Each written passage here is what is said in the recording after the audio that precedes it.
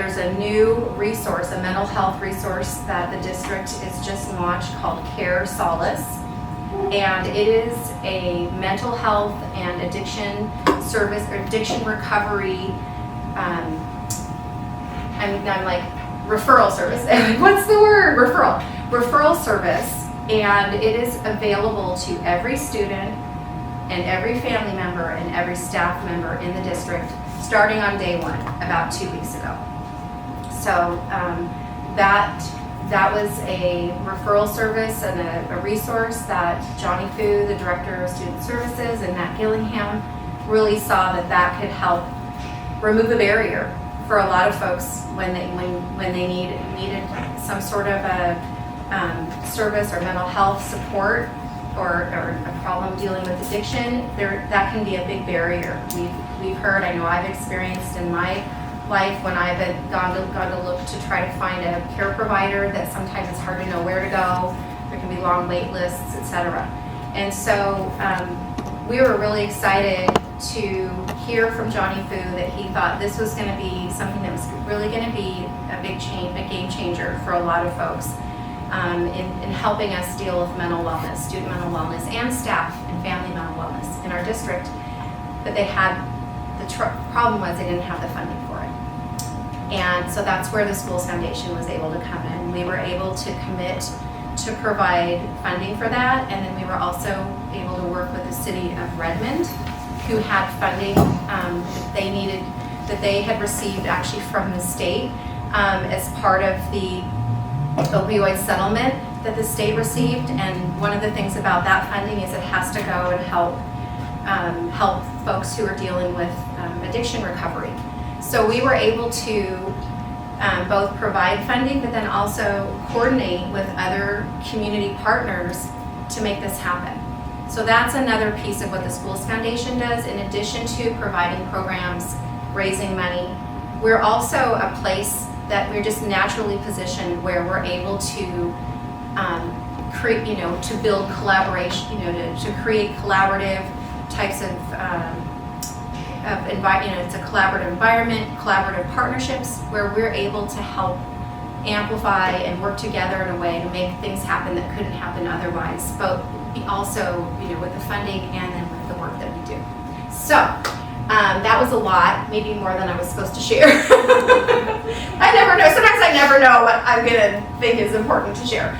But anyway, but the other thing I wanted to highlight about this part of this slideshow is that this is available to all of you, and it's a nice backdrop, right? It's kind of like the brochure, right? It's just giving you a backdrop. If you ever, you all have access to using, any of these slides, or working with us if you wanted to, implement, or add maybe a more specialized slide for your school. And that being said, if you ever want to do like a co-presentation with me or Irene or somebody else on staff, for your school, like we're here to, to support you. So, or if you just want us to come to your school, and just introduce us, like whatever is the best fit for you as you're in this role and in this space, and knowing your school and knowing, what would be the best way to help them learn and connect and benefit from the Schools Foundation. So, Irene is up next. I'm going to go to the next slide. And this is Irene Newman. Hi. Irene is our board president in her second year, and you've been on our board for 5 years. 5 years. Yeah. So I've been a trustee, and actually the mental health piece is kind of what initially brought me on. So I too am super excited about it's really, if you want to talk, as you're out there maybe talking to people about it, it's a community partnership with the district, with the city of Redmond, and with the foundation. So it's really nice, I think, when we can partner up with community partners, and so that's cool, because when I was raising my adolescents, there wasn't much out there for parents who had kids struggling, and the cell phones had just come on. My kids are now 23. And so the idea that we have a kind of an immediate way to connect both, and what's cool is, like, as Katie said, not to be repetitive, but it's not just students and their families, it's staff and teachers and their families. So it's a huge gain, I think, for the community. So that's super exciting. And let's see, what is it going to say is, there it is. So it's called Care Solace. And Bonnie, who's back here, makes these beautiful slides.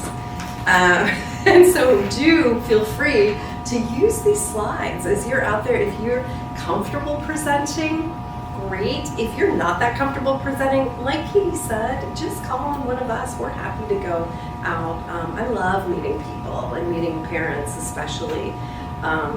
So that's what I was thinking. There's something I wanted to say, and maybe it'll come to me in a minute. But in any case, I know, languages. So Care Solace has a whole staff. I don't know how many hundreds of languages that are spoken. So if you have an Indian family, you know, who just needs a little bit of a cultural connection as well, or a Chinese family, you know, this is so good as our district is becoming a minority majority school district, which means, you know, we have many more international families. And so I can say enough about this, and I'm super excited to see it get rolled out.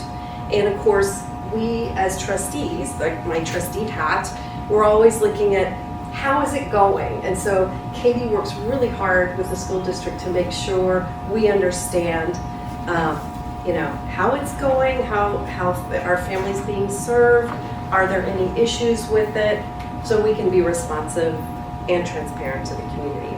One of the neat things about this is they have the additional ability to see if they have referred a student, they can see if that student is progressing to actually getting matched with a care provider, which is a huge benefit, because a lot of times with the school counselors, they might refer a student or a staff member maybe, but mostly they're serving students, but they might refer that student, but then after that they may not know unless the student circles back with them, like if anything's happened.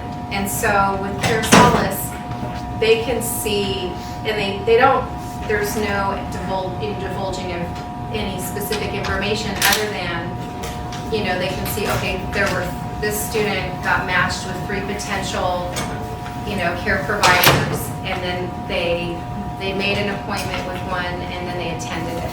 And so then they'll actually circle back at that point and say, they'll say, hey, how did it go? Was that a good match for you? And if it wasn't, they'll actually go out again and look for another care provider.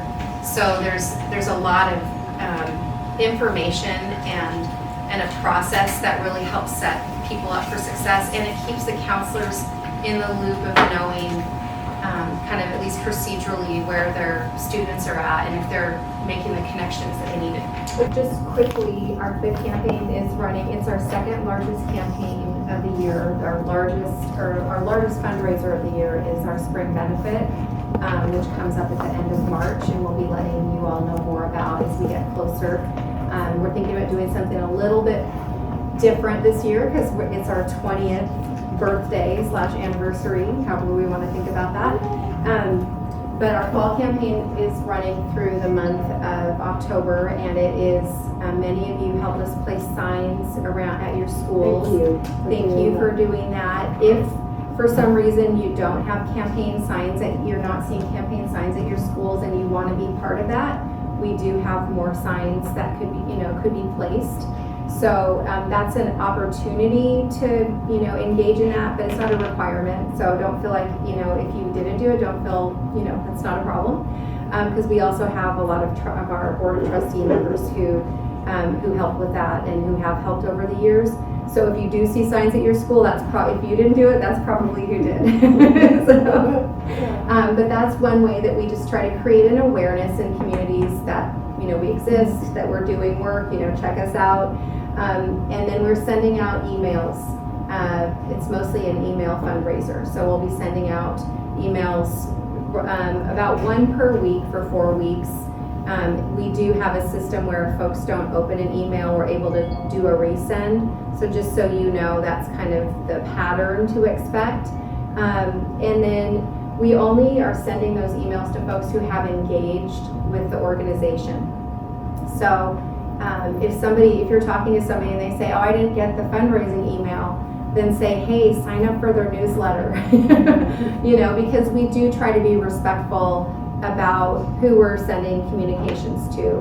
And that's one of the spaces that we're working in, is that we communicate with folks who have either signed up, who've reached out to sign up for our newsletter, who have donated previously, or who have maybe engaged with us with one of the resources that we've provided, like a class or a webinar.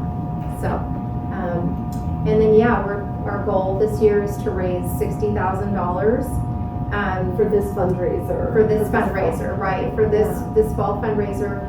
And just to give you all an idea, the cost of running the Pantry Packs program every year is just under $300,000 a year.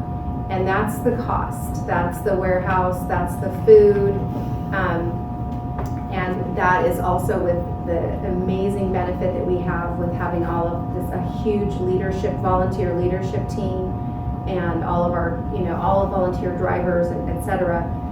Even with all of that time resource, it still is a very expensive program. And so, but a meaningful program. It serves over 1,000 students per weekend with shelf-stable food. So, are you talking about the students in a school? I didn't get the pantry pack. Is it something that you know which students need the snacks in each school and then send these inside those schools? yeah, so thanks for asking about the Pantry Packs program. The way that the Pantry Packs program works is that typically like school counselors are like a contact at each school, and they are sort of our connection at the school, and they're aware of which students might need this resource. There is no application, there's no qualification to be able to receive it. It's really up to school counselors to know that this is a resource that's available, and then to connect it, to provide it to students who need it. So what the school counselors will do is, when they know which students in their community need a pantry pack, they will communicate that number to our volunteer leadership team. So we never know the names of students, because one of the really important aspects of this program is anonymity, and to preserve the dignity of any student who might need this resource. We would never want a student to worry about being ashamed or embarrassed that they need it. It's out of their control, right? But So- the thing is that, for example, in our school, the PTSA do get the donation to buy the snacks, and again give it to the counselor to give it to the kids in need. So I don't get. Yeah, so I think that might be something separate, like in-school snacks. This is actually food that goes home with kids every weekend in a bag. Oh, it goes home. It goes home with them. Okay. It gets put in their backpack or given to the, maybe they swing by the counselor's office to get it. So then they have food, meals to eat over the weekend. It's not Yeah, you're using it's inside just- the school. It's Nice. different, Okay, yes. With great questions. Yes.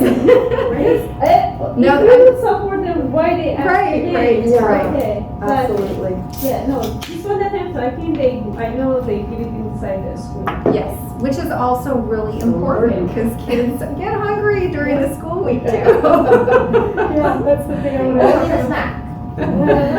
And some schools do actually, PTSA could actually add foods into the packs that we provide, like they can put fresh fruit, because we only put shelf-stable foods in there, but some PTSAs choose to maybe add a fruit or some other things to the packs before they're given out to the students too. That's a great point.